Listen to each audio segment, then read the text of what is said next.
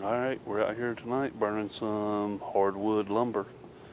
These are actually poplar boards off of a sawmill. These are miscut, so they go cheap enough that they're actually pretty good for firewood. But they're untreated, nothing like that in them. It's just rough cut lumber, so it's basically the same as firewood. But anyways, the reason is not because I wanted to come out here and look at a fire. I want the ash. So we're going to use the ash to increase the pH of water to actually pasteurize straw to grow mushrooms on. Alright, now we're down to a nice bed of coals, so we'll call this good enough for tonight and be back with you tomorrow. We'll see how much ash we ended up getting out of this. Alright, it's been actually 48 hours. Didn't have time to mess with it yesterday, but this is what we ended up with. The real fine ash is really what we want. I'm not going to go through the trouble of sorting everything out. Whatever charcoal and bits of wood are left will float to the top. I can skim them off. But this is what we were shooting for. The trees, they pull those chemicals out of the ground, and then when you burn them, they leave those behind, and that's what we're going to use to treat the water. Now that we got our ashes, we need our substrate. We're using wheat straw. Definitely not hay, it's straw. This is what it looks like when it comes out of a bale, and we're chopping it up finer pieces like this. And what I do is I just take 3 or 4 leaves of it, lay it out, and then run over it with a push mower, and that chops it up good enough to where the mushrooms will work on it better, and you actually get better yields by using the chopped straw than what you will with the straw straight out of the bale. We've got a 5-gallon bucket full of our shredded straw. We've got another 5-gallon bucket filling up with water. Distilled water, creek water, rainwater would all be better than tap water, but we're in a hurry and it's getting ready to rain, so we're going with tap water.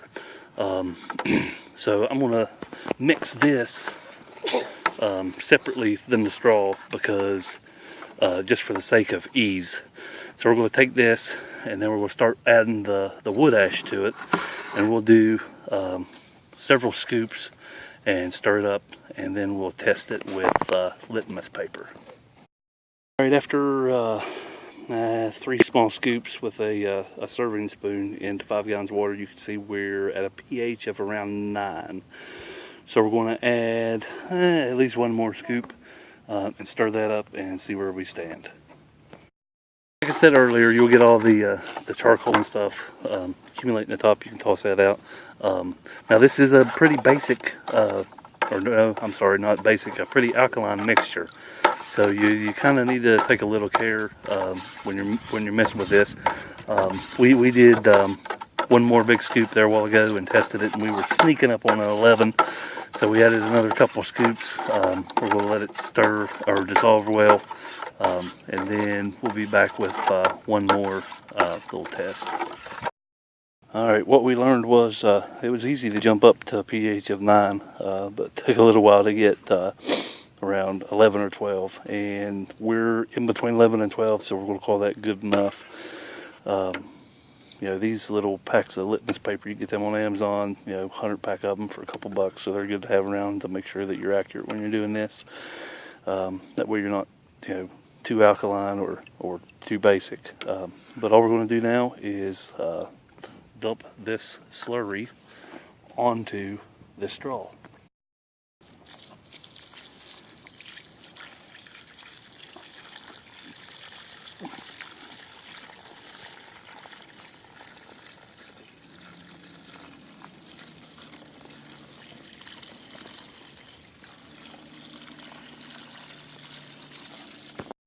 The bad part about trying to soak this straw is it is very buoyant, so you'll have to put some weight down on top of the straw to help keep it submerged. Couple rocks, maybe cinder block, something like that, but you want to put something in there to make sure that it stays. And now we're just going to leave this be for 24 to 48 hours, and then we'll pull it out and drain it and put it to use. It's been about 44 hours since we did the ashes and water, so I'm just going to pour it out onto a piece of an old wooden crate and let the straw drain for a bit. No. Alright, I forgot to tell you this before we got started. The table's a little dirty, but one of the best reasons that pasteurization is good for somebody starting out growing mushrooms is because you can be, pretty dirty compared to what you have to do with other forms of growing mushrooms. I've got flow hoods and all kinds of stuff to keep sterile when I'm doing it different ways. But if you order some spawn from somebody, you can do it open air. And like this is just a regular old table that we've got outside in the yard right now. We washed it off when we got started.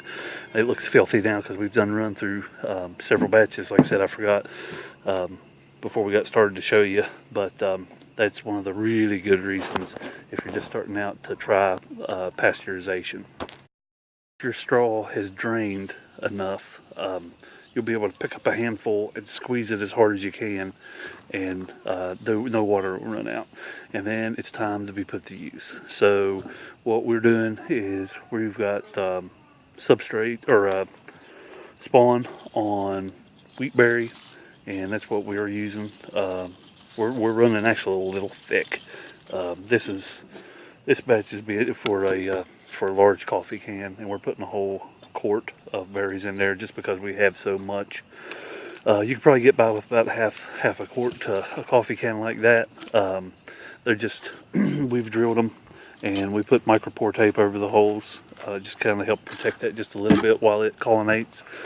But we've got the 5-gallon bucket, the 14A mushroom bags, another coffee can already. So you just dump that in and start mixing everything together. Now that all the spawn is mixed in with the straw, which is our substrate, really good, we'll start packing it good and tight into these coffee cans. You just want to try to scoop and make sure that you get the berries along with the straw. Don't loosely grab little clumps of it because your spawn will fall out. Just grab it good and then make sure that you pack it down good and tight. Press it down in there. That way you don't have any gaps. The gaps will slow down the growth of your mycelium because it'll have to jump across there rather than just grow from one piece of substrate to the next.